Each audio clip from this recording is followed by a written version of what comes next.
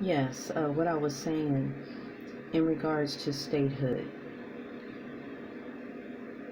from a Pan-African point of view, statehood is everything. Okay, so it is everything. It is the land.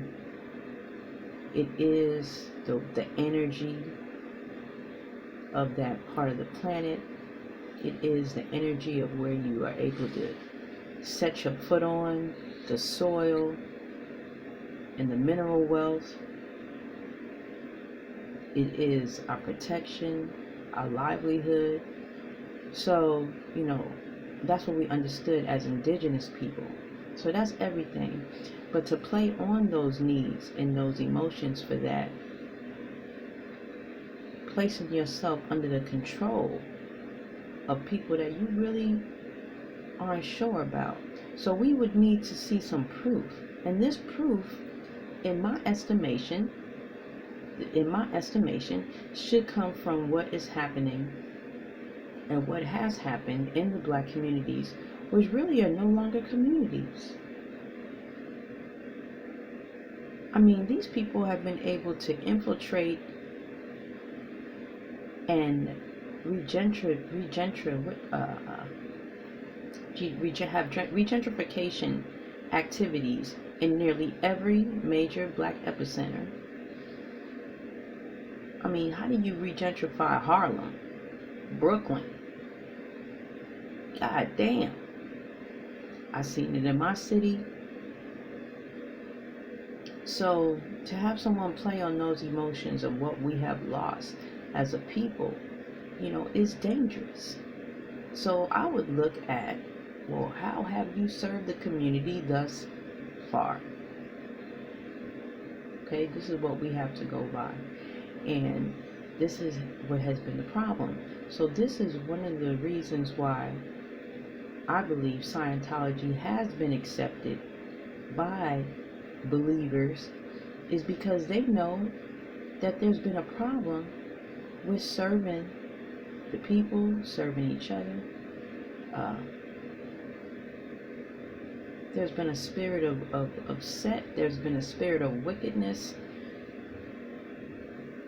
So to try to play on that, it's just an open portal for these negative entities to take control. So this is soul catching. This is soul catching. The movie Get Out, that was soul swapping.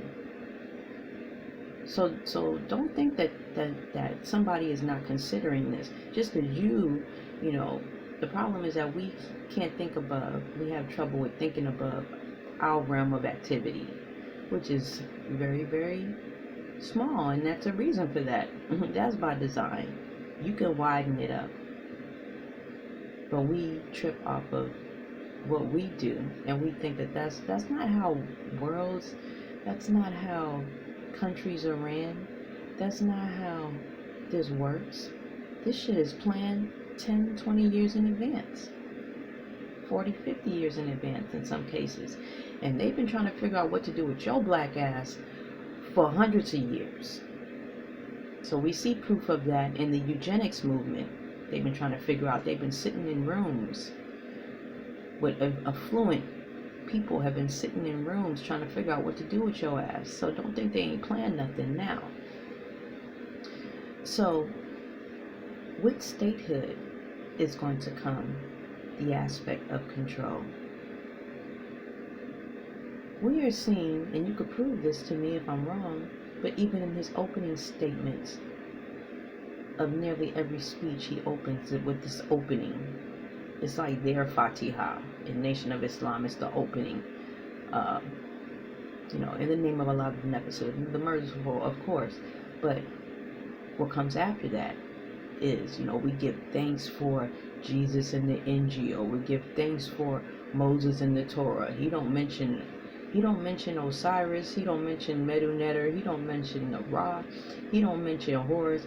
He mentions the patriarchs of the three major religions. Okay? Because that's what this is about. So we see what happened with Jim Jones, and we see what happened when people can get tied up in their emotions and controlled by their emotions. The Jim Jones incident, there's reports, exposés that were done, that witnesses, people that survived, I don't know how that happened, were under a form of slavery in these camps. But then when they showed the pictures and they showed the people, they look fine, right? They look cool. They look like they was having fun, having a blast. They was dancing, singing. You know, you see people, they saluting. As far as N.O.I, they saluting, they drilling. You know, they serving food, they standing post, they doing what they do. But deep in the hearts of men, this is what's hiding, is what are they really going through? And this is what I know something about. And this is what a lot of y'all don't know shit about. All you know is that you've seen this man speak with eloquence on our condition. But has this been to get a hold in our psyche, get a strong hold in our psyche? When you guys start talking about control. So, Farrakhan, here's a question. I don't think anyone's asked you. If you plan on having a state, what would you do with people who do not want to be Muslims, or who do not desire to be Muslims or Christians or any of those? What do those people do? Are they welcome in this state? And if they're welcome, how would they be engaged or treated? With this Scientology injection, they have what's called suppressive persons, and these are people who don't go along with the status quo of the religion cult. Really, they excommunicate people from their families.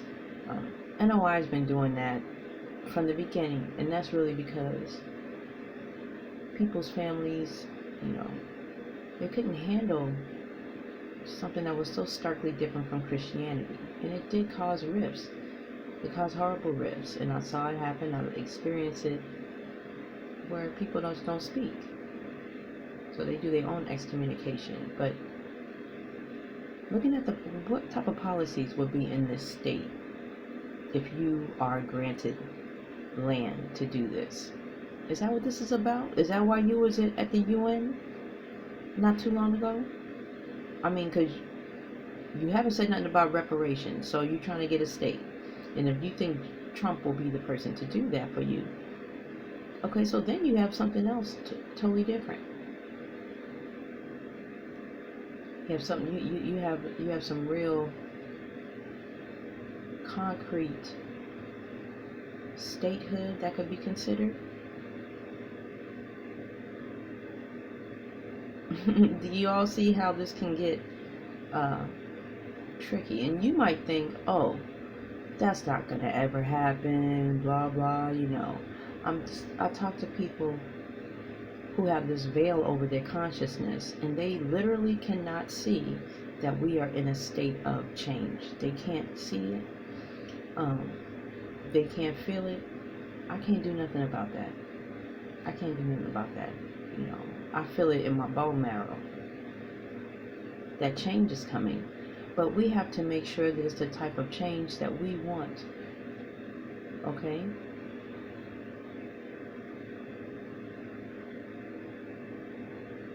This is actually something that can create another Holocaust.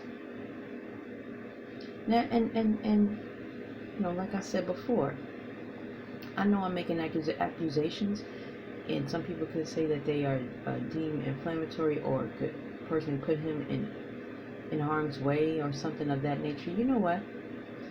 That's bullshit. You know, because the harms, the people who I'm worried about protecting at this point is my babies. You know, is people that's close to me, is my people. You know, and my melanated people. Everybody else is secondary. So what is your You know, you preach to us, you pipe to us these sermons, these interfaith sermons, these deceptive sermons. Your sermons are deceptive. You had a whole congregation, you had Christians, you really had them thinking that you believe in Jesus as they do. And I find that also in itself to be real slick. And that is how he has been able to inject himself into this interfaith movement. But the interfaith movement is what you need to look at as far as a globalization and then a centralization of religious power over people. They're not letting go of religion. They're not letting go of religion. It's not the New Age, the occult, Madame Blavatsky, all these people. They're not trying to let go of religion. No. You know, that's the people that are screaming for that. But these people don't want that. These people want a globalized religion. Okay, so anytime you start looking at things that have to do with that type of control over people, you know, you need to really pay attention. So, yeah, go look up that press conference, which was very recent. That way no one can say I'm digging up something from the past. This is very recent. And this is before his Iranian trip. So now he's just on this Iranian trip.